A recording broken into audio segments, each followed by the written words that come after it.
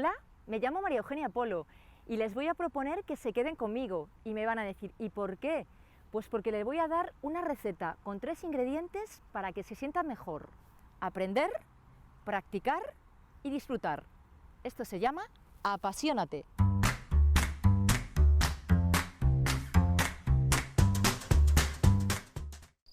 Bueno, aquí me ven rodeada de plantas y les vamos a proponer que estas plantas se las lleven a su casa.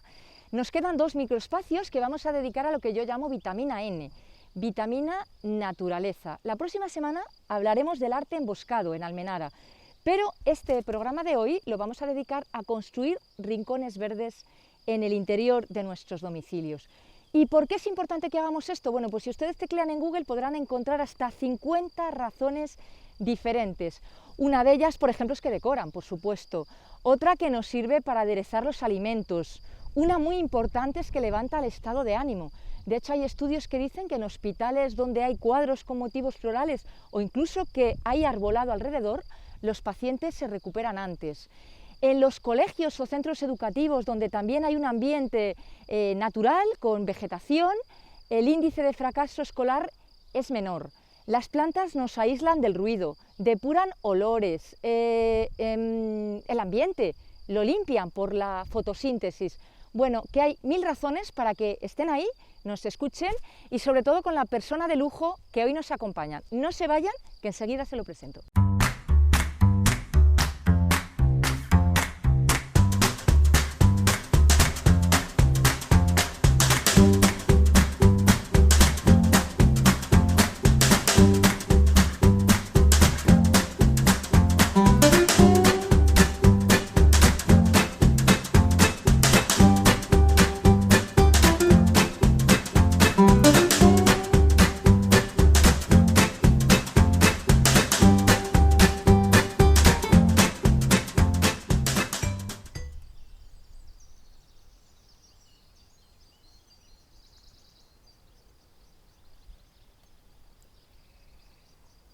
Bueno, pues aquí estoy junto a Raúl de Tapia, que le voy a pedir a él cómo le gusta que le voy a pedir que conteste, cómo le gusta que le definan, porque si uno lee su currículum se va a encontrar que es biólogo, que es poeta, que es escritor, colabora en diferentes medios de comunicación, es asesor ambiental, pero ¿con qué te quedas de todo eso, Raúl? Seguramente con lo de biólogo, creo que es lo que mejor me define. Siempre me he sentido muy orgulloso de dedicarme a estudiar la vida, ¿no? Que eso es lo que significa la biología. Lo demás viene por añadidura. Me siento muy cómodo escribiendo dentro de la red de escritores por la tierra y al final comunicar casi es una necesidad, ¿no? Es esa necesidad de transmitir lo que has aprendido. Creo que muchos nos dedicamos a estudiar para poderlo luego contar, ¿no? Y de alguna manera seducir con este mundo botánico, en este caso, a la gente que nos rodea o a la gente que se quiera acercar a conocer.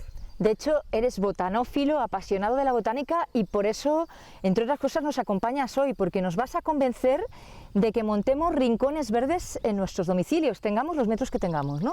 Sí, el hecho de acompañarnos de plantas creo que es una bondad, ¿no? El tener verde siempre cerquita nos va a aplacar, nos va a relajar. Vamos a aprender muchísimo viendo desarrollarse una planta o viendo crecer un árbol. Vamos a conocer cómo son todas sus formas, cómo van evolucionando en ese crecimiento.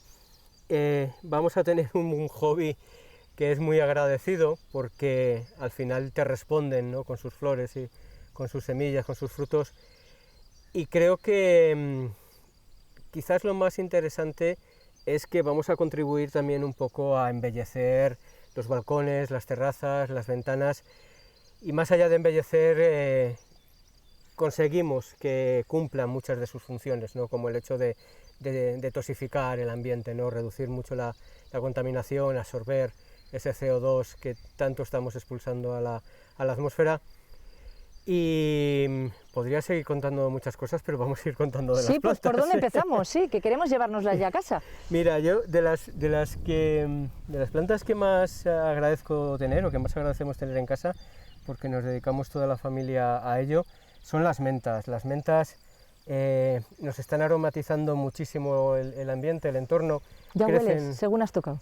Crecen con mucha facilidad, además hay un montón de variedades, las mentas y las hierbabuenas, ¿no?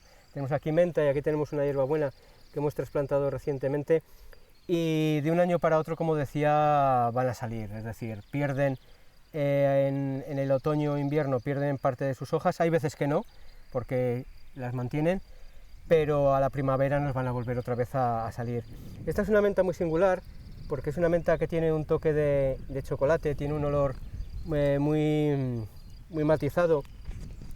Mentas tendremos una veintena de variedades, luego se mezclan mucho entre ellas, y la manera de trasplantarlas es simplemente coger un trozo de ellas, o bien del campo, o bien de la maceta de alguien que bondadosamente nos la haya ofrecido, ¿no?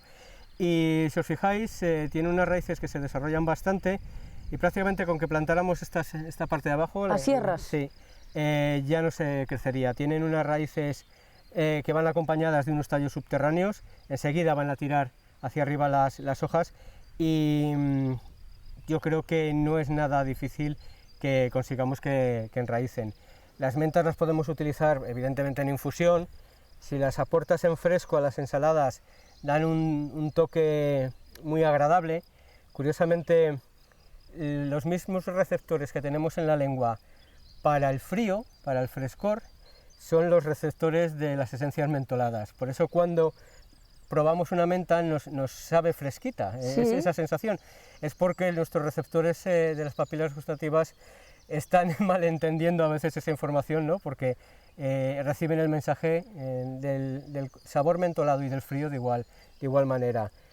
Y esta es una hierbabuena, esta es cogida hace un poco del campo, estas las trasplantamos la semana pasada, y las hierbabuenas tienen un olor un poco más fuerte, en muchos sitios le llaman mentrastos, ¿no? Porque no llega a ser ese agradable olor de la menta, aunque bueno, científicamente sí son mentas, y en la sierra la llaman mentolana o antolana de burro, por esa circunstancia más agreste, ¿no? de la planta, y es de las que la gente en los pueblos utiliza cuando se ha picado con una ortiga, utiliza para frotarse sobre la herida para mitigar ese dolor. Pues has traído ortigas Sí, también, o sea ahora, que por si acaso. ahora pasamos a las ortigas.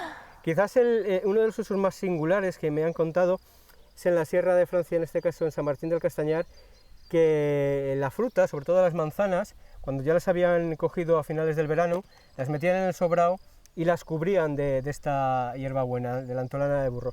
Las conservaba bastante bien, y a la vez cuando las volvían otra vez a coger, salían con un brillo, con un lustre muy especial. Es algo que siempre me ha llamado la atención. Y sí, las ortigas, como os decía, suelen crecer muchas veces juntas. Se dice, ¿no?, que el daño y la solución van juntas en la naturaleza, y a la gente le suele dar un poco de apuro las ortigas. Repelús, ese picor ahí. Porque sí, pican, y da igual todas las estratagemas que utilicemos para que no nos piquen. Lo único que sirve es llevar guantes. Lo demás, que se pasa sin respirar, nada, no funciona. Es decir, otra cosa es que nos somaticemos, pero realmente no funcionan. Es decir, tiene una serie de aguijones, pequeños aguijones en las hojas, que es lo que nos va a picar. Y es que las ortigas estas están plantadas de semilla. Cuando se quedan secas las ortigas es muy fácil coger la grana, la semilla, y si no, muchas veces es coger toda la mata y echarla en un sitio donde queramos que crezca, porque a veces son tan pequeñas las semillas que nos van a pasar desapercibidas. Pero aparte de ser un muy buen abono, se utilizan como abono porque son muy nitrificantes, aportan mucho nitrógeno al suelo, son comestibles. Es decir, es un tipo de planta que, como decías, nos es refractaria, es decir, no queremos tener mucho contacto con ella, pero es muy agradable cocinarla, como si fuera verdura. Una vez que la metes en agua caliente, que la escaldas, desaparece todo el picor. Pero una manera de probarlas muy maja es cuando desarrollan hojas muy grandes. Vamos a coger esas hojas con guantes, repito, y las vamos a freír en aceite que esté muy caliente, como si fueran patatas chip. Vamos a echarlas 2 segundos, o sea, entre 1 y 2 segundos, y sacarlas porque si no se queman. Y las probamos, veréis que tienen un sabor muy agradable. además están ciertamente saladas porque tienen ellas bastantes sales minerales y así perdemos un poco ese miedo que le tenemos a las ortigas. Son, ya te digo, que una de las plantas más agradecidas. De hecho, los tallos se han utilizado en el pasado incluso para cordelería. Tienen unas fibras muy fuertes y nosotros hemos llegado a hacer cuerdas con estas ortigas y aguantan muchísimo la O sea, que tensión. se la ha demonizado bastante. Sí, el hecho de que, claro, que una planta se defienda y que no quiera que la dañes a nosotros, pues no nos es, Está en su no nos es derecho. agradable, sí. Mira, luego hay una planta que recogí también en la zona de la sierra, esta que es la calaminta, que cuesta el que agarre a veces porque te sale en todos los sitios menos donde tú quieres que crezca, va a crecer muchas veces fuera de los tiestos y tiene un olor y un sabor entre la menta y el limón. Sí. Tiene un medio camino que termina siendo muy gustoso. Una vez que agarra, ya siempre la tienes, es decir, es de las que puede que cueste un poco, pero luego se va a venir arriba. Se queda con contigo siempre. Sí, con mucha facilidad. Aquí tenemos hecho como un conjunto muy singular, porque son todas comestibles, excepto esta, que ahora hablaré de ella. Tenemos una salvia, la salvia verbenaca, que como veis las semillas las podemos recoger de la propia planta. Son unos puntos negros, pero microscópicos, es decir, tendríamos casi el punto de una I en la mano. Vamos a aprovechar para que crezca el año que viene. Y lo bueno que tiene es que una vez que empezamos a producir nuestras propias plantas, las semillas las podemos ir recogiendo, es decir, que vamos a cerrar nosotros mismos el ciclo. Hay que estar pendiente y es interesante el conservar bien las semillas. Tenemos estos tarros de cristal que los encontramos en las tiendas de regalo. Las semillas es bueno guardarlas o en cristal o en bolsas de papel, nunca de plástico. Y de esta manera aguantan muchísimo tiempo fértiles, es decir, que van a poder germinar. Si queremos que aguanten más, las podemos meter en la nevera, en la parte de atrás de la nevera, la dejamos allí que estén durmiendo literal, y cuando las queramos volver a plantar, simplemente las sacamos y podemos hidratarlas un poco y ya directamente el plantarlas. En este caso, este tarro está lleno de semillas de caléndula. Son unas semillas además con unas formas muy hermosas. Sí, es una de las plantas con las semillas más singulares. Y ya que hablamos de semillas, mirad, aquí tengo semillas recogidas en campo del cardo mariano. El cardo mariano es este cardo que tiene los pinchos muy armados, tiene las cabezas como si fueran alcachofas. De hecho es un grupo las alcachofas son un grupo de cardos, y cuando ya echan la flor tienen los pinchos muy acerados. Las semillas son relativamente fáciles de recoger, estas tienen buen tamaño, de cada cabeza floral podemos sacar unas cuantas y crecen con mucha facilidad. Y diréis, bueno, pero ¿cómo vamos a plantar cardos? Los cardos son una de las flores más hermosas que hay. Según van creciendo van cogiendo esos tonos lilas y malvas que son muy agradables, y gran parte de ellos son comestibles. Gran parte de ellos, además, este es el caso del cardo mariano, que se ha utilizado lo que es la flor para cuajar. Era una de las hierbacuajos que se utilizaba para cuajar la leche. De hecho, aquí en en los Arribes del Duero todavía siguen cuajando el queso con la flor del cardo, con el acinara, Cardunculus. Y este es un cardo, el cardo mariano, que es muy fácil de reconocer porque tiene todas estas nervaciones tan lechosas. Vemos estos toques blanquecinos, ¿no?, sobre la hoja, y es comestible toda la planta. La planta, cuando empieza a salir, desarrolla unas hojitas al principio muy pequeñas, que en el momento en que se estabilizan empiezan a coger grandes tamaños.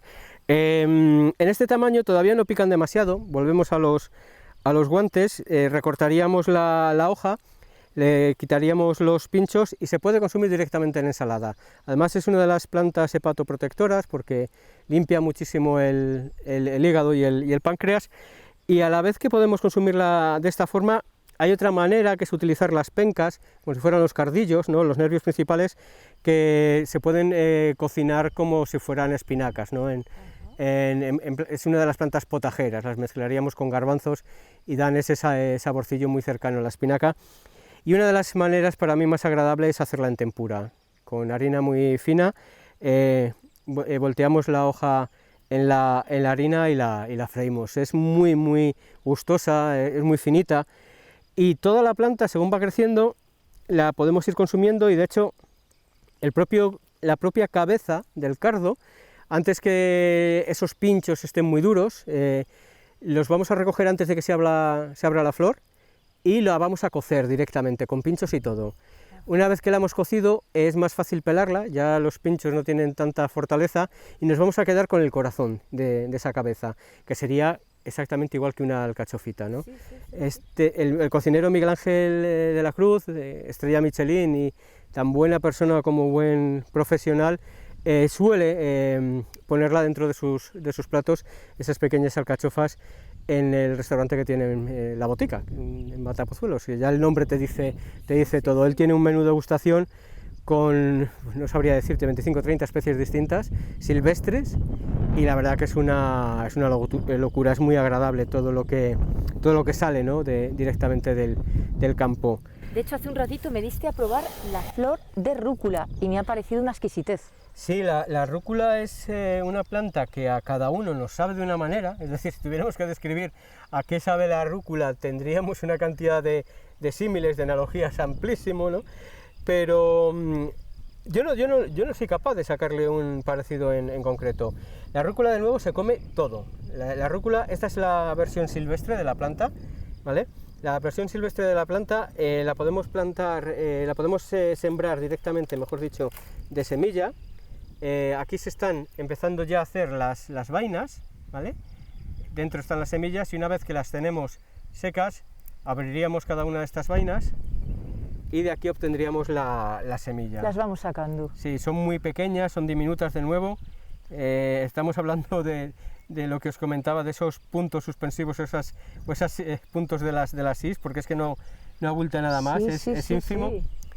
Y podemos consumir la flor. La flor va a tener el sabor más atenuado, y además siempre va a tener un toque dulzón debido al néctar, a los nectarios, que es lo que le ofrece la planta a los insectos para que la polinicen.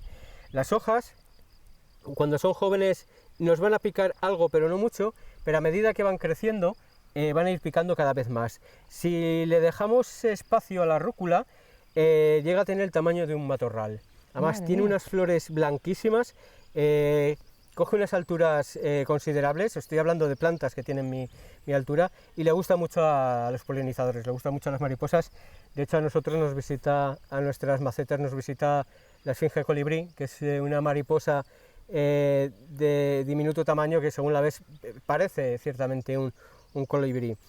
Las semillas también se pueden consumir. Las semillas van a servir de aromatizante, van a servir de condimento, tanto en fresco como en seco. Cuando está la vaina todavía sin hacer, las podemos cortar y las podemos aportar a la ensalada, y le va a meter unos chispazos de picor muy característicos.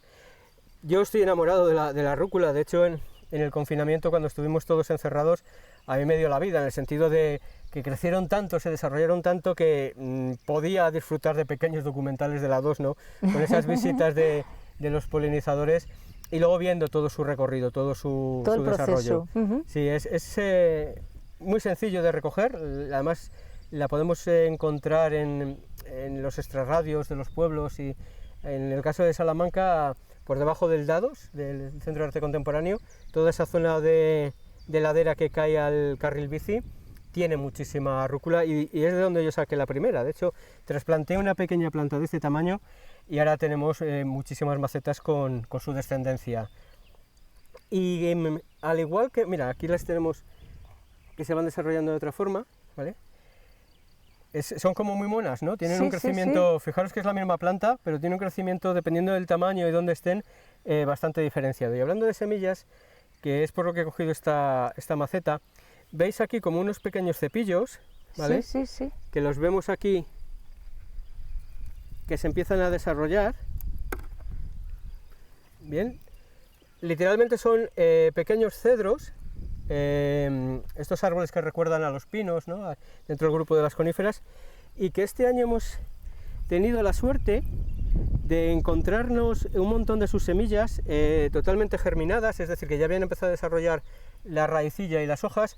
Y esta es la piña del cedro. La piña del cedro tiene forma de rosa, es un rosetón precioso, y cuando miramos entre las escamas podemos obtener estas semillas, son los piñones, en este caso son alados. Cuando abrimos un piñón de pino piñonero, vemos que tiene también como una pequeña ala, muchas veces el piñón, y es porque le sirve literalmente para transportarse por el viento. De hecho, es de las que hacen esa forma de helicóptero, ¿no? Que van cayendo. Entonces estas podemos aprovechar a encontrar las piñas cuando están ya desarrolladas, cuando empiezan a sacar sus semillas, aprovechar la semilla si la encontramos germinada, y empezará a desarrollarse, como veis aquí, con una forma muy singular, que es la que tienen todas las coníferas al principio, que es como un pincel, ¿no? Tiene esa forma de pincel. Hay muchas semillas que nos podemos encontrar. El mes de febrero o marzo, si vamos por la ribera o vamos por los parques y jardines, muchas veces vamos a encontrar distintos frutos, distintas semillas, mejor dicho, germinadas. Es el caso de las bellotas.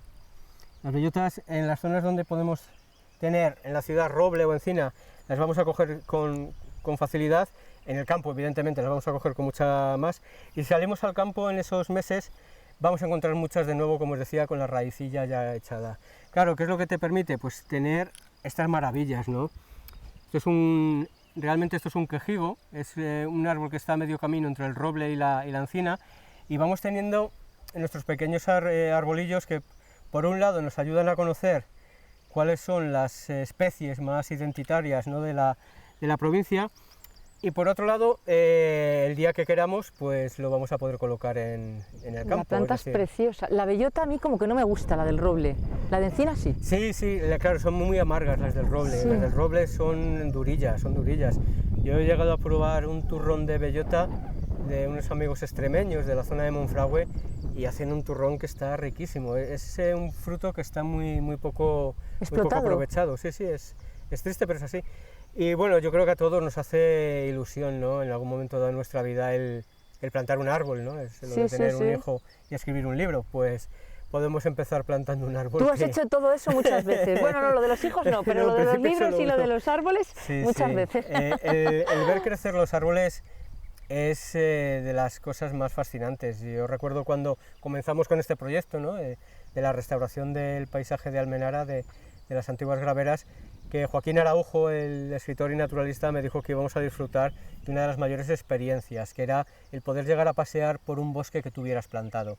Me dijo, esa es de las experiencias más satisfactorias que te puede dar la vida, y es cierto, poder pasear ahora como lo hacemos por nuestro bosque de ribera te engrandece, ¿sabes? Es que estamos en Almenara de Tormes, les recuerdo. Te hace sentir muy bien, sí. En el Centro de Iniciativas Ambientales, que en el próximo microespacio haremos contigo un recorrido para que nos expliques flora, fauna, un poquito todo. Perfecto. Pero de momento seguimos sí, mira, con los propios árboles. Mirad, este es un saúco, está empezando a echar la hoja. Realmente el año pasado lo que hicimos fue plantar las estaquillas, es decir, cortamos un trozo de una rama, la metemos en agua, muchas veces se puede meter directamente ya en la tierra, y normalmente, en el caso del saúco, va a desarrollar con facilidad la raíz. Este empieza a brotar ahora, es una alegría cuando ves que eres capaz de reproducir un árbol, y el saúco lo vamos a empezar a ver ahora en flor. Tiene esas flores blancas, muy aromáticas, muy dulzonas. Nos recuerdan mucho al olor de las confiterías, porque el olor al que huele es la cumarina, que se utiliza como condimento en las confiterías, y luego los frutos son unos frutos morados, con un morado muy intenso, precioso. Ciertamente manchan, es decir, que si te caen en la ropa, espero que te guste el color que queda, porque ese morado es precioso. Y tengo un amigo, Augusto Krause, que hace unas tintas para escribir,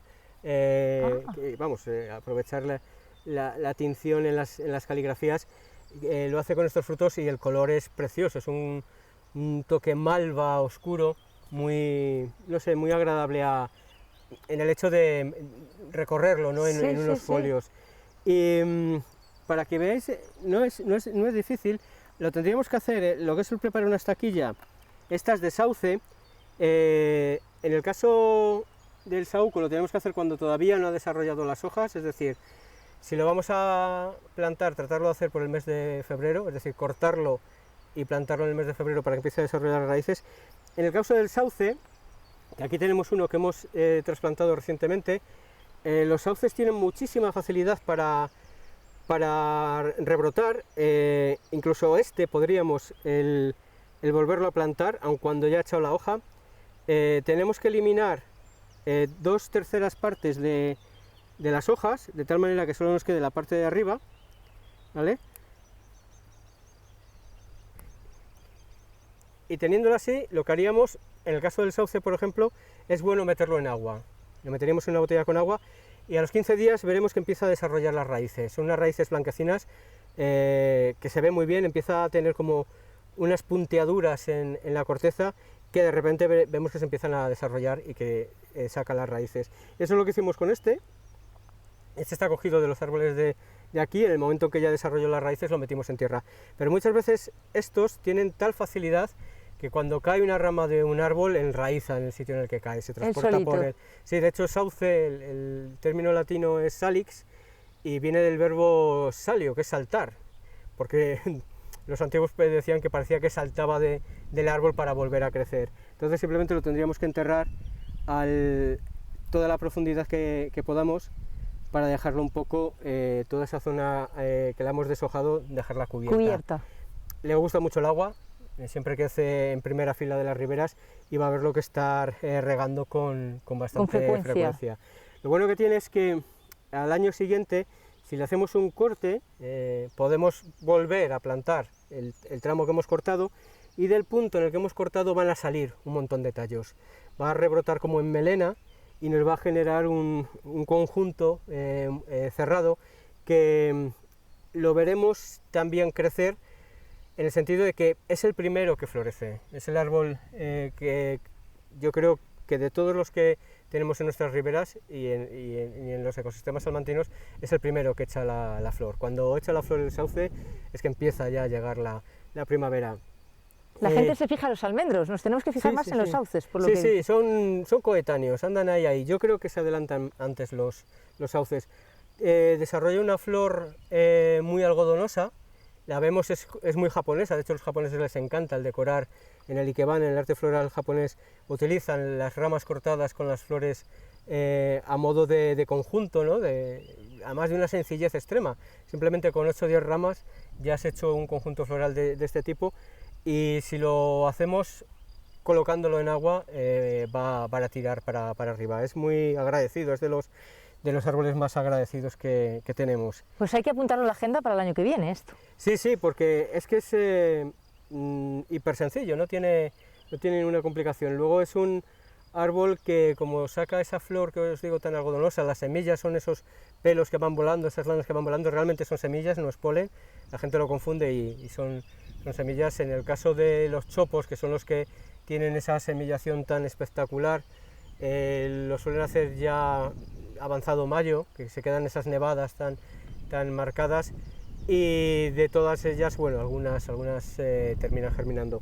El caso es que le suele gustar muchísimo también a las aves porque quedan muchos insectillos mezclados en esas lanas algodonosas, y a todos los que son insectívoros, que se alimentan de insectos, suelen visitar con mucha frecuencia los sauces. Les encanta, es fácil que veamos petirrojos o rarillos siempre en los árboles. Y esa es una circunstancia que las plantas además van a atraer fauna, van a atraer aves. Si son plantas además que tienen frutillos carnosos, como son por ejemplo los rosales silvestres o los majuelos, les encantan, los van a ir a buscar, y bueno, al final vamos a tener nuestro pequeño rincón, ¿no?, vivo, que va a estar produciendo diversidad de vida, y de las que todos conocemos, que es esta es la que crece en los tejados. Sí. En los tejados de los pueblos está siempre viva, está omnipresente. Yo la tengo en casa literalmente con tejas. Hice como un conjunto de un rinconcillo con las tejas vueltas hacia un lado y hacia otro, y en las juntas he colocado tierra vegetal y he plantado este conjuntillo de hojas carnosas, y crece con mucha facilidad. Más le da un toque muy singular. El hecho de que hagas un conjunto con esas tejas y con estas plantas que crecen en los tejados te genera como una pequeña instalación artística, ¿no?, que además va a entrar mucha más vida allí. Van a entrar los ombligos de Venus, que son estos que tenemos aquí, que los tengo preparados para trasplantarlos. El ombligo de Venus es muy agradable al sabor, tiene la hoja muy carnosa y cuando la consumimos se nos llena de crudo, agua. también. En crudo, estas siempre en crudo. Estas las vemos, tanto una como la otra, las vamos a ver con frecuencia en el conjunto de los monumentos de la ciudad. Le gusta ubicarse entre las piedras porque en estado natural viven en rocallas, en zonas de roca. Estas no generan daño en los monumentos, no son problemáticas, hay otras que sí. Y esta, cuando florece, saca unas flores blancas, todavía le queda un poquito del curso del año, que son tremendamente llamativas porque es una absoluta explosión, es una explosión de color.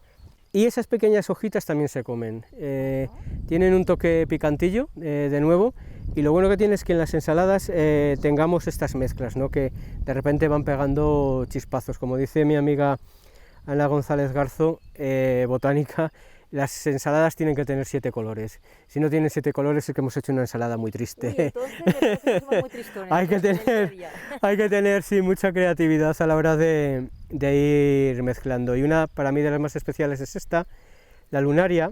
La hemos tenido en flor estos días, ahora ya se está transformando. Veis que está formando estas vainas redondillas y según pasa el tiempo se van a coger un color plateado. Las medallas del Papa, ¿qué llaman? Muy característico y muy brillantito, y además si las vemos al trasluz ya está desarrollando las semillas. Sí. Las pues tenemos es aquí. Una planta preciosa. Y nada, luego una vez que la planta ya se ha secado, ya tiene las semillas hechas, ya tiene las semillas maduras, la recogemos para colocarla a modo ornamental y podemos guardar las semillas para el año siguiente. La lunaria son pequeñas lunas las que están en forma de fruto, ¿no? Al final de la etapa de la planta. Y yo creo que te he enseñado casi todo de lo que he traído. Creo que es importante el que seamos conscientes de la cantidad de plantas silvestres que podemos utilizar. Evidentemente podemos ir a la floristería, podemos ir al vivero y adquirir las plantas que más nos gusten, las más aromáticas, las más hermosas, las más útiles. Yo he comprado este laurel, por ejemplo, y aquí anda creciendo silvático, ¿no? entre todas estas acompañantes, ¿no? Que están aquí en el conjunto. Pero podemos recolectar plantas en el campo, en estos lugares que os digo de las zonas marginales de la ciudad, en los pueblos, y recolectar la semilla. Podemos trasplantar la planta entera, como hemos hecho antes con la hierbabuena, y aprovechar el momento de, pues eso, de que ya hayan formado el fruto maduro y saca la semilla, para volverla otra vez a recrear, ¿no? Para volverla otra vez a tener. Y seguramente en cualquier descampado de los que nos encontramos alrededor podamos tener una treintena de especies distintas.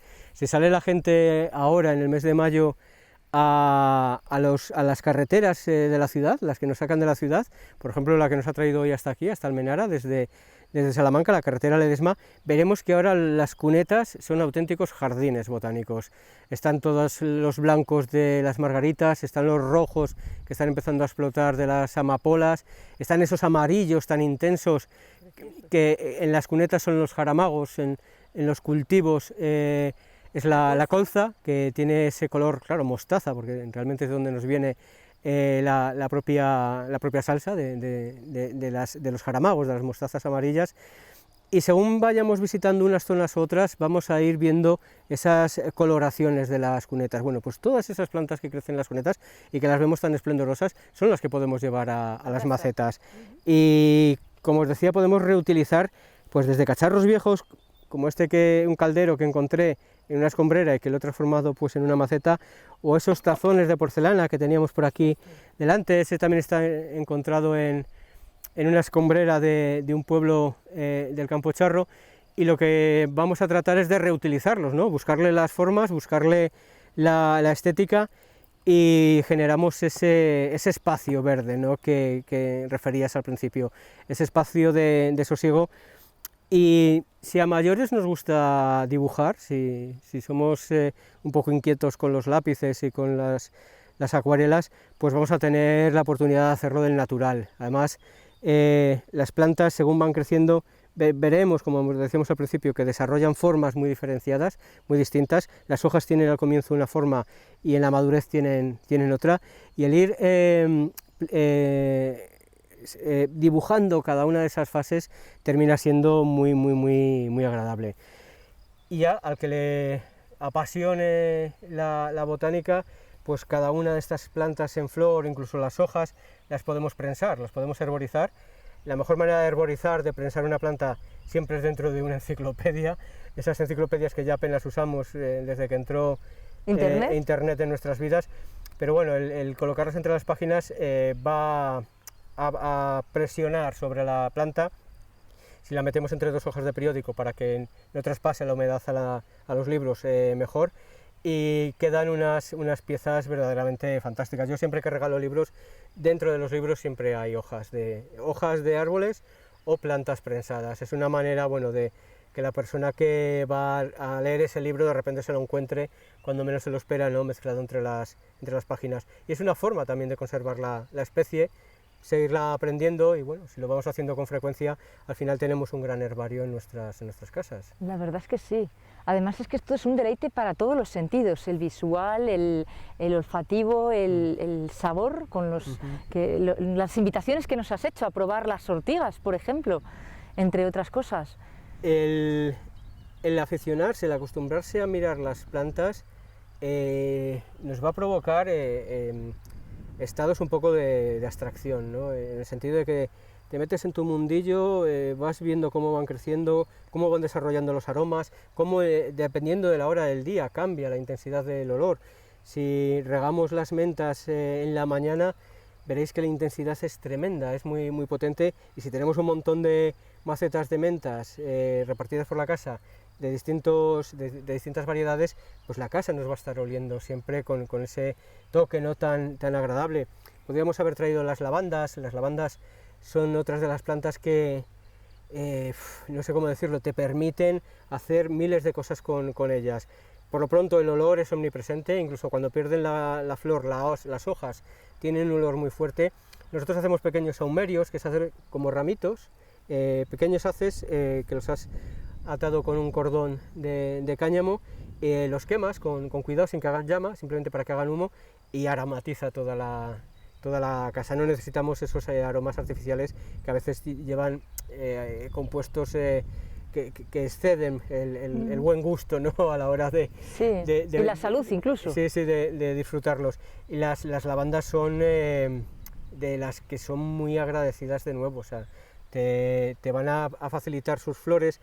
Las lavandas, las flores pequeñitas, yo las he probado en la Provenza de 1000 maneras distintas, o sea, desde helados, que es la cosa más delicada que he probado en mi vida, pero yo pensé que iba a saber muy fuerte y no, estaba tremendamente matizada, incluirla en jabones que hagamos de manera natural, y lo que es el propio tallo floral nos quedaría como una barrita de incienso, simplemente quemando solo ese tramo, ¿no?